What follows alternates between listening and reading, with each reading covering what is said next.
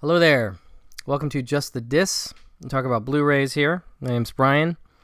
And in this episode, we are going to be talking about a couple recent Kevin Costner movies released on Blu-ray from Warner Archive, one of which is actually among my favorite movies, of all time. Like, I just absolutely adore it.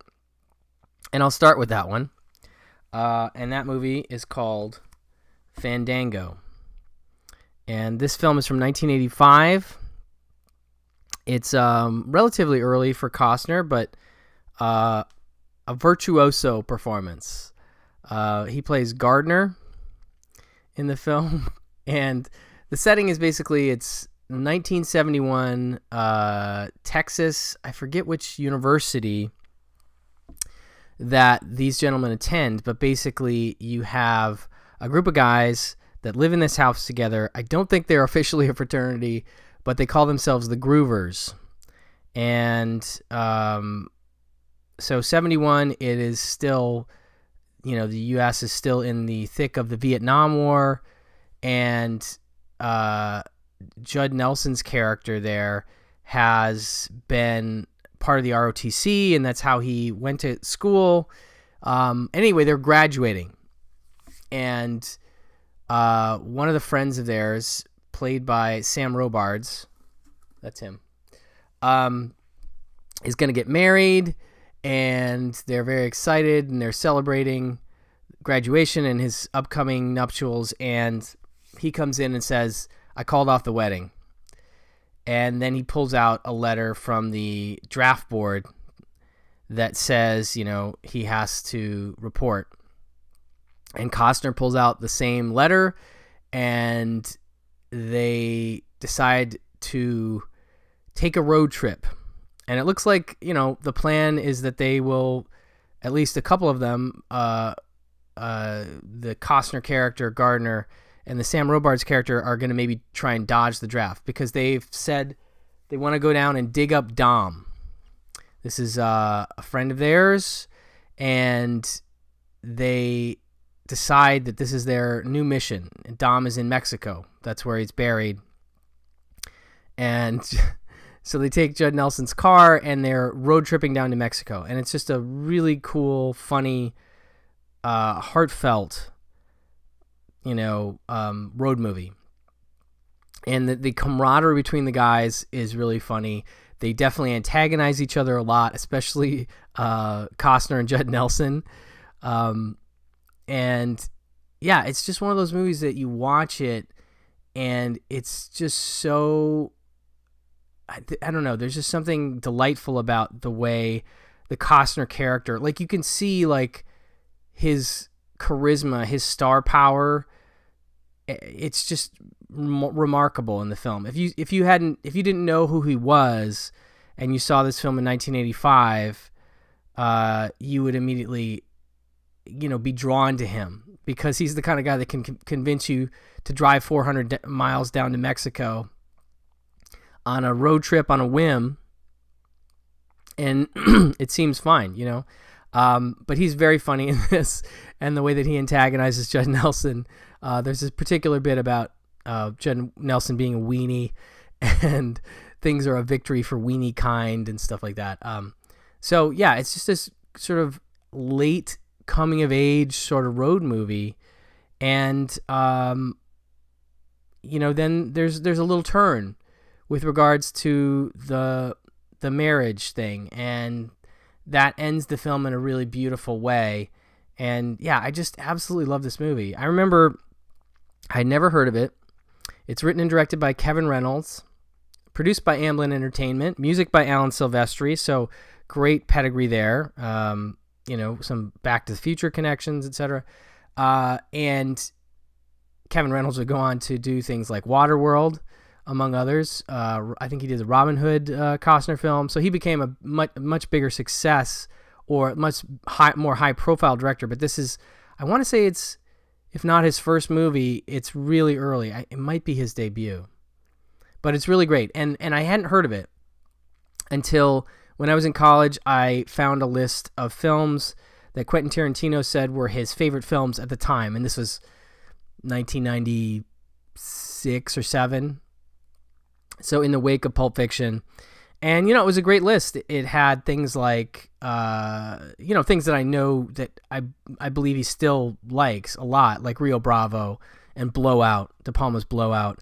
The Jim McBride Breathless was on the list, and Big Wednesday was on the list, and Fandango was on the list. And if I recall, I wish I could find this article again, and maybe I can dig it up somewhere, but he said something like he watched it, I can't remember the number of times, but it was like it was in town for a week and he watched it 5 days in a row or something. Like he went and saw it in the theater for like, I don't know if it was 5 days in a row, but 5 days in that first week or something. He saw it many times that first week and he really loved it. And I get it. You watch this movie and it may become a new favorite for you, I think. If you're into road movies of this kind, and I don't know, I like Judd Nelson outside of Breakfast Club. This is post-Breakfast Club for him, and he can get kind of aggressive in this movie, kind of angry, which, ties into his character in Breakfast Club. But I just think between him and Costner and the other actors, you really have a good ensemble and just a great story. There's a lot of really funny bits in it, a lot of driving through barren Texas landscapes, and anyway, I just love the movie. So it doesn't have any extras, unfortunately. It just has the trailer, and that goes for the next one I'm going to talk about as well. But transfer looks good, and it's a long time coming to Blu-ray, and it gets my highest recommendation. I absolutely adore this film. The more I watch it, the more I like it. So that is Fandango. And then the second Costner movie is American Flyers. And this is interesting. Also 85, I believe. I don't know which one came out first. I thought I had seen this. I was rewatching it, and it seemed familiar, but I know I can't remember everything about it. So I think it's one that I think I had seen. It's good. It's not as good by any means as Fandango, but it is interesting for sure. It is a cycling movie, sports movie, and Costner plays, he's sort of like co-lead with this actor David Grant, who plays his brother. And the scenario is basically that they have become a little bit estranged. His brother is living in St. Louis, and his mom runs a modeling agency, I think. And Costner has gone off to live in Wisconsin, which is fun because they actually, being from Wisconsin, being from outside of Madison, I hear Costner talk about going back to Madison, and I think maybe they shot some of it in Wisconsin. So that's always a treat for me. But so he comes to St. Louis to see his brother, and right at the beginning of the movie, everything's, we see the brother riding around on a cycle, and suddenly he comes home, he opens up a medical book, and you read this thing about brain aneurysm stuff, and you're like, what is that about? What's happening here? And is this a terminal illness movie? And what's going on? And I will say that, yes, that is involved in the film, and not to spoil too much. So if that's not your bag, this may not be your movie. And that may be why I didn't watch it. I like those kind of movies, but they're not the kind of movies I always like to watch on the regular, if you will. But anyway, so Costner shows up in St. Louis. He's worried about his brother because their dad died of this brain aneurysm condition. Costner's now a doctor, and he's been estranged from his mom because when the dad died, I guess the mom just couldn't handle it, and it really hit Costner's character in a bad way, and he just left after that. So he really hasn't been around a lot, and so the brother is understandably not that excited to see him, or he's got like issues with him. And so he tries to talk to the mom about getting the brother to come back to Madison, where he's doing medical stuff, sports medicine stuff, and they can maybe do a CAT scan and figure out, if he has this condition and what the deal is. And I don't want to spoil too much from that, but it kind of ties into the idea that there's this big bike race in Colorado that is basically, not a training. It's sort of a training ground for Olympic athletes. And the backstory is that Costner's character made it to the alternate. He was like an alternate for the Olympic team, I want to say in 1980, as a cyclist. He's that good. And the brother's very good too. But he, through a series of events, he sort of convinces the brother to drive out to Colorado and cycle out to Colorado with him and enter this race as sort of a cool, let's be brothers and bond kind of experience. And there's more stuff involved there that I'm not going to talk about, but, it's heartwarming and inspiring and funny. It also features Radon Chong as Costner's girlfriend, I guess. She's playing an Apache, which is interesting, I guess. And then it also has Alexandra Paul, who I'm a big fan of, who is in, she's in Dragnet as the Virgin Connie Swale, but she's also in Christine. You'll remember her from that. And so she's good as sort of this hippie girl that they run into on the way to Colorado that sort of joins up with them and stuff. But like I said, it's a fun and upbeat, ultimately uplifting sports film. It's directed by John Badham, who I'm a big fan of. Did things like Blue Thunder.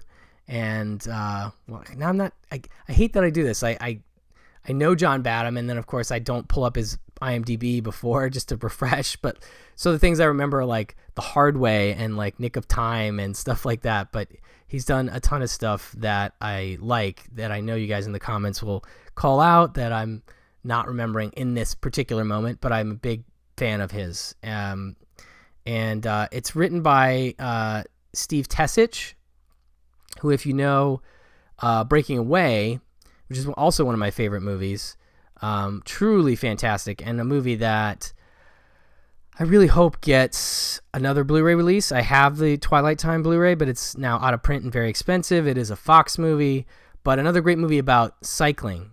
And I think I looked up Steve Tessich at one point to see what his connection to cycling was, because clearly he's written 2 cycling movies, and that must be a big deal to him. So I'm sure that's the case. But a good writer, and so the script is solid. It's no Breaking Away. Few films are, but if you like Breaking Away and you want to check out some more Steve Tessich scripts, Tessich won, I think, best screenplay for Breaking Away in 1979, and then this is 6 years later. This film gets made, so. A little Breaking Away connection. Anyway, same deal with this one. No extras, just the trailer, but a nice widescreen transfer.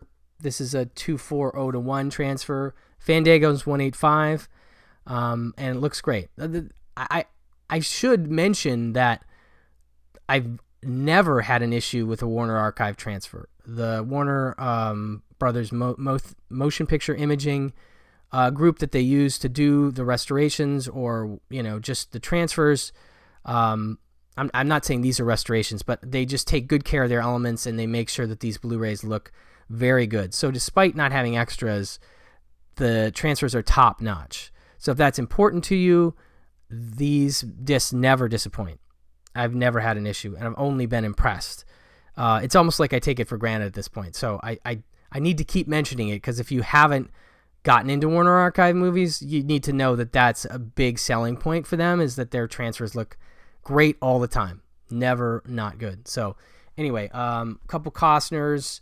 He's a little smaller role in American Flyers, but boy, you'll love him in Fandango. So 2 from Warner Archive I wanted to talk about for this show. Definitely check out Fandango. High recommend from me.